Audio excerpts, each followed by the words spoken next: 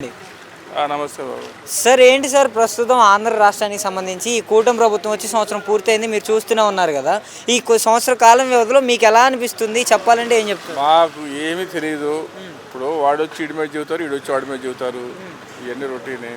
ఎవడు వచ్చాడు బగలు తీసేది ఏం లేదు, అందరూ ఒకటే. రెండు పార్టీలు ఒకేలా ఎవడు వాడే ఏమన్నా తీరు. అంటే ఇంకా గడిచి వీళ్ళు అంటారు, వీళ్ళు చేయరు, వాళ్ళు అంటారు. ఇద్దరు ఎడిచిపోతు కూడా కానీ ఈ జనాన్ని బాగు చేసింది ఏం లేదు. అంటే జగన్మోహన్ రెడ్డి గారు చేయలేదని జగన్ గారిని ఓడించారు ప్రజలు. మరి ఈయనకి అధికారం అప్పచెప్పినందుకు ఈయన ఎలా చేస్తున్నారు, ప్రజలకు మంచిగానే చేస్తున్నారు. ఇంకా 4 ఏళ్ళ టైం ఉంది ఈయనకి కూడా. అప్పుడు చూస్తారు జనం మళ్ళీ. ఇప్పుడేం చెప్తారు సంవత్సరంలో. అంటే ఈ సంవత్సర కాలం వ్యవధిలో ఈయన సూపర్ 6 చెప్పాడు కదా, ఆ సూపర్ 6 పరిస్థితి ఏమైంది ఇప్పటికి? ఏమి అమలు చెవట్లో అమ్మోడు ఒకటి వచ్చిందయ్యా. రైతు భరోసా పడలేదు, ఏం లేదు. మరి పడతాయో మాకు తెలియదు అయ్యి. అదే విషయం. ఇప్పుడు రైతు భరోసా 20,000 వేస్తానన్నారండి. ఎంత ఇంతప్పటికి రాకపోతే ఏం చేస్తాం మేము? ఇప్పుడు మేము రైతులకు మాకు రాలా మరి ఏమి. అంటే నిన్న రైతు భరోసా పడ్డా 7,000 అని చెప్పి ఏదో ఎడవో 100కి ఒక 10 మందికి 5గురికి వస్తే సరిపోతాయా? అందరికి రావాలా రైతు భరోసా అంటే.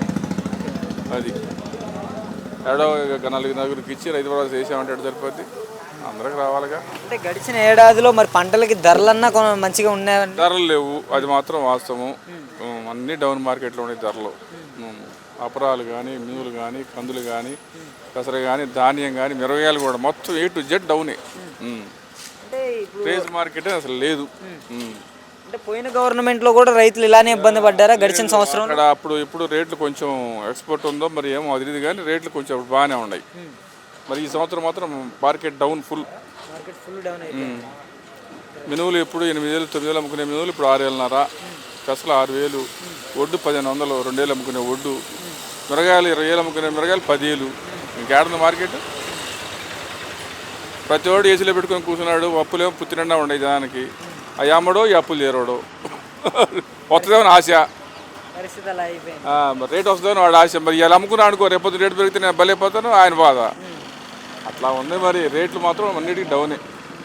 అంటే వీళ్ళు చెప్పిన మాట ప్రకారం అండి, ఏదైతే రైతులకు 20,000 కావచ్చు, తల్లికి వందనం ఎంతమంది ఉంటే అంతమందికి కావచ్చు, 20 లక్షల ఉద్యోగాలు కావచ్చు, ప్రతి మహిళకి 1,500 కావచ్చు. అవన్నీ మాకు అంతగా తెలియదు నాన్న. ఇప్పుడు మమ్మల్ని అడిగిన పాటలు నేను చెప్పాను. రేట్లు అడిగేవా రైతులు నేను చెప్పాను. అంతవరకే కానీ ఇవన్నీ మాకు తెలియని విషయాలు. ఓకే, ఫైనల్గా ఒకటండి, ఇప్పుడు అనిల్ కుమార్ యాదవ్ గారు ఉన్నారు కదా, మనకి ఐడియా ఉందా ఎమ్మెల్యే? తెలియదు. అనిల్ కుమార్ యాదవ్ నెల్లూరు నుంచి.